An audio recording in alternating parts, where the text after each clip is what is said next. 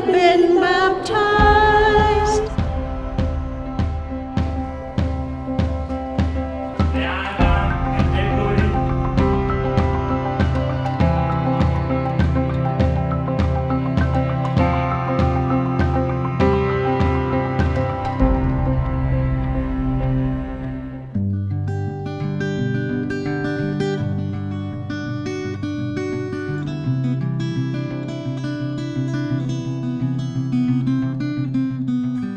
On October 25, 1866, 3 sisters came from Lyon, France to Galveston, Texas, to care for the sick and to minister to the many children left orphaned by epidemics and other disasters. They are individuals who are attracted by the call of our founder, Bishop Claude Marie Dubuis. Our Lord Jesus Christ, suffering in the multitude of sick and infirm of every kind, seeks relief at your hands. Hidden in a quiet corner a few miles from downtown Houston, you'll find Villa de Mattel, the mother house of the Sisters of Charity of the Incarnate Word. The 4 primary ministries of the Sisters of Charity of the Incarnate Word Houston are education, healthcare, social concerns, and spirituality. We're in 5 countries, El Salvador, Guatemala, Kenya, Ireland, and the United States. All I require for life, God has given me. God's presence isn't only in the sounds of music. Sins through. It rings more quietly in these classrooms and clinics. So this is not a job for me. This is a ministry. So we're all about helping people. I think we are each given a limited number of years on this planet, on Earth, and it's a real opportunity to use our time and to focus on assisting those journeying with us, especially the poor and vulnerable, and they certainly in turn enrich us. The Sisters of Charity of the Incarnate Word are women from many cultures and countries who have heard, each of them individually, a very personal call in their hearts to respond to Christ's suffering in those in need in our world. Today, we are impacting lives in towns, villages, classrooms, and healthcare centers from Africa to Central America, to Ireland, and to the United States.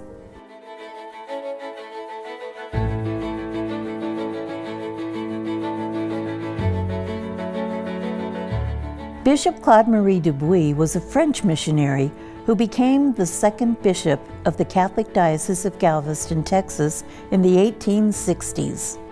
As the leader of the church, Bishop Dubuis saw an immediate need for help. There were many problems in the diocese that he had to contend with. There were immigrants who needed care. There were families who were displaced after the Civil War. And what really terrified the people of Galveston was the threat of yellow fever, which was attacking the Gulf ports.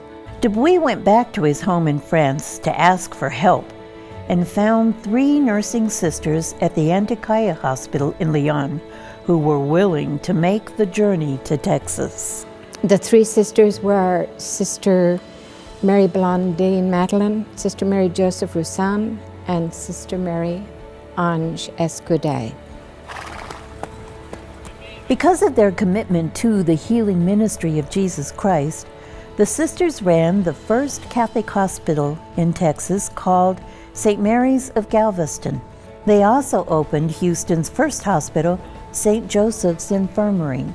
They took care of orphans that had been displaced by the Civil War in a little house beside the convent. And they worked at the charity hospital.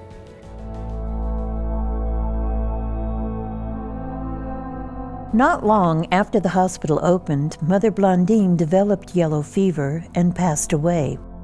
Sister Mary Ange also caught the disease and eventually decided to return to France. Mother Joseph was asked to lead the young congregation. She received more sisters into the congregation to help, and assisted in the growth of its ministries in healthcare and education.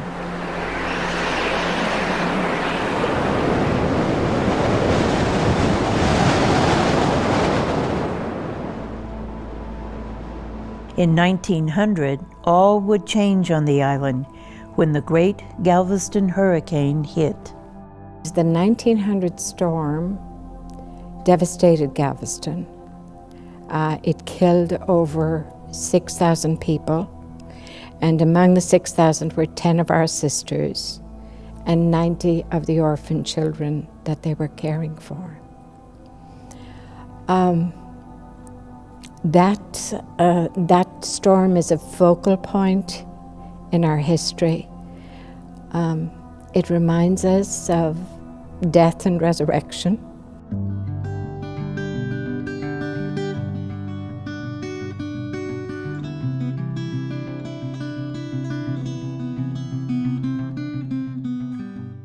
If she wouldn't have helped me, I don't know where I'd be today. I really don't know. Today, the sisters continue to take care of the sick and vulnerable in hospitals, clinics, and long-term care facilities. They direct the Christus Point of Light Clinic in Dickinson, Texas, and Christus St. Mary's Clinic in Houston. As sponsors of and in partnership with the Christus Foundation for Healthcare, the sisters serve people who have no insurance or very little. We, as Sisters of Charity of the Incarnate Word, believe that healthcare is a basic human right and not just a privilege. And because it's a basic human right, everyone should be entitled to access to healthcare. Most of our patients are actually hard-working people, and they're not looking for freebies. They really are just in a bind at one point in their lives, and we want to help them.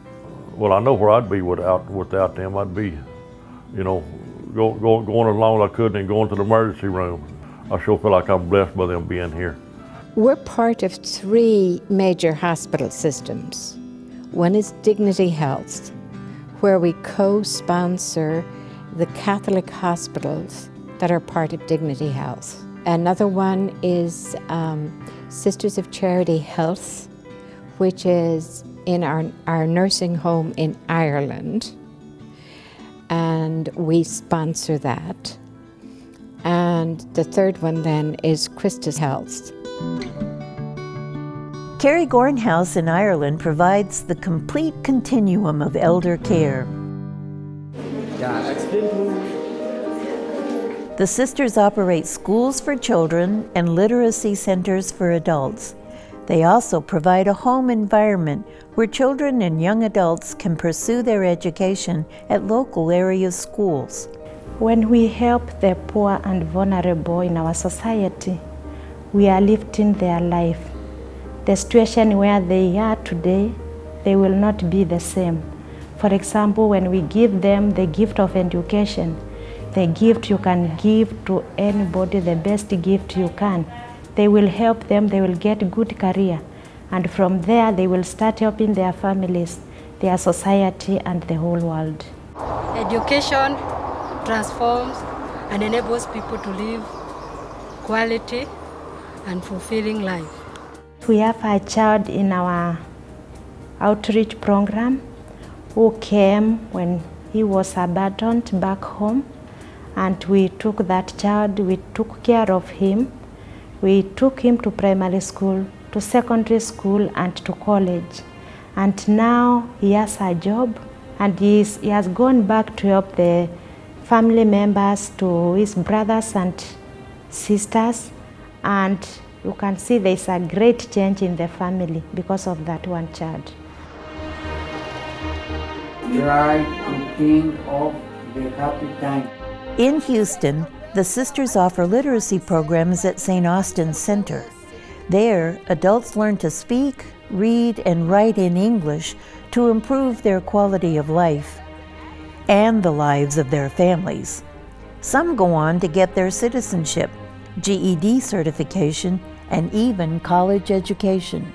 There is very nice place to learn because it is the same. They are very passionate and don't feel embarrassing when you need to speak or read. Clock is in front of me. I am hoping to continue to learn to get my GED and see better job opportunities. And in the United States, in our strategic plan, we've identified 3 areas to look at: immigration, human trafficking, and families in need. The human trafficking is a big issue because it's a way to slave the people. They don't feel free, they are frightened. Human trafficking takes away the dignity of the people. The sisters collaborate with community organizations on immigration issues that include helping immigrants settle into the U.S. by assisting them with applications for citizenship and supporting them with basic human needs.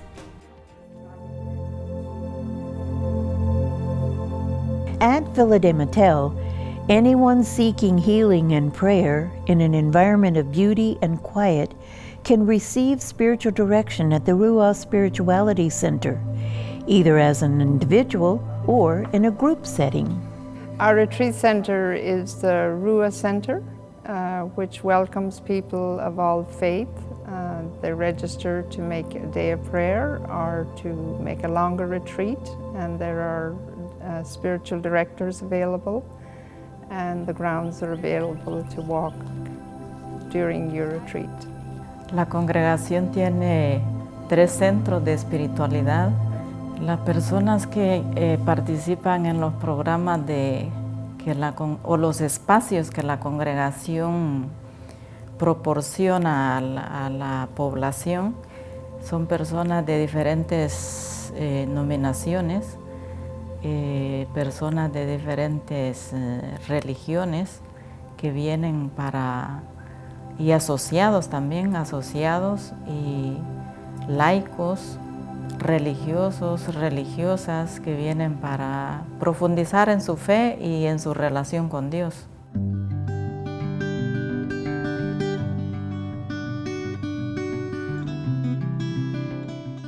We have a glorious past, but we also have a great history yet to be accomplished.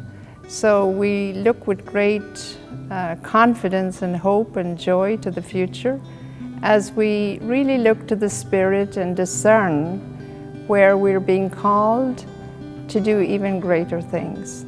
As their mission moves forward, the sisters will continue to stretch their hands across the globe, helping the elderly in Ireland, the poor and marginalized in Central America, the children and adults in Kenya, vulnerable families in Houston, the sick and underserved throughout the United States, and wherever God leads them.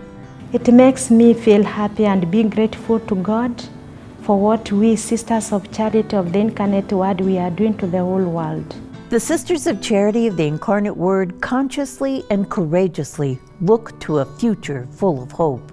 Praised be the Incarnate Word.